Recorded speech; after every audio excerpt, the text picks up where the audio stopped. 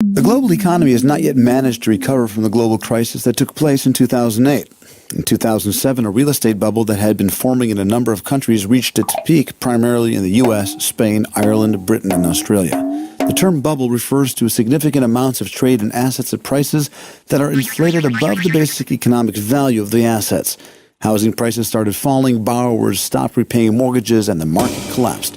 The economic crisis shook the global financial system, bringing enormous banking powerhouses to the brink of ruin. The United States, Britain, and other countries nationalized banks and industrial companies. In 2009, the financial crisis led to the first global recession since the Second World War. And in 2010, a debt crisis broke out in Europe as a result of the 2008 financial crisis.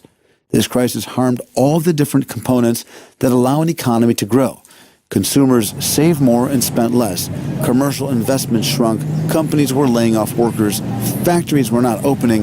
Nothing new was being made on the production lines, and innovation was stifled.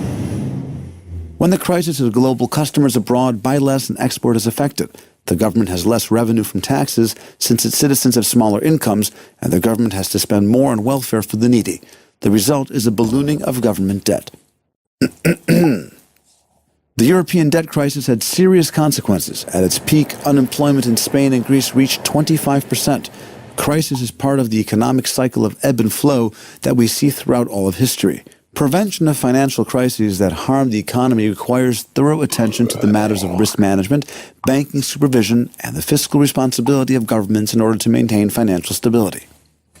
In a crisis, the price is primarily paid by citizens of the countries, with suffocating unemployment, hundreds of thousands of abandoned homes, cuts to pensions and welfare, and millions descending into poverty. An entire young working generation is exiting into a market without work. The generation that is growing up now in Europe will not receive a security net from their parents. Austerity could harm growth and create a lasting economic depression. In the long term, injections of funds from governments and central banks could reinflate bubbles that ultimately form a new crisis in the future. But let's face it, the government is in trouble as well. Like households or businesses that keep balance sheets, the sale of natural resources and from companies under its ownership. And it also has expenses, salaries of public servants, building of infrastructures, training and payment of social benefits. When government spending is high, the government is referred to as a big government. When the government receives large revenues, its balance sheet improves. This happens during an economic boom, where tax collection rises or the government raises taxes. Cutting spending also improves the balance sheet.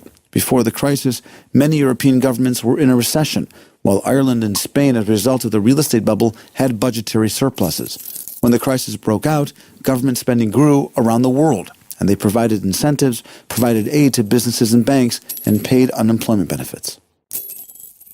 Because of the economic recession, tax revenues plummeted, and the result was a sharp rise in deficits. When a government spends more than it collects, it is in a budgetary deficit, and it must borrow money in order to finance its surplus expenses. This is how government debts grew to dangerous proportions. Greece collapsed, Spain and Ireland reached massive deficits, and even the United States fell deeply into debt.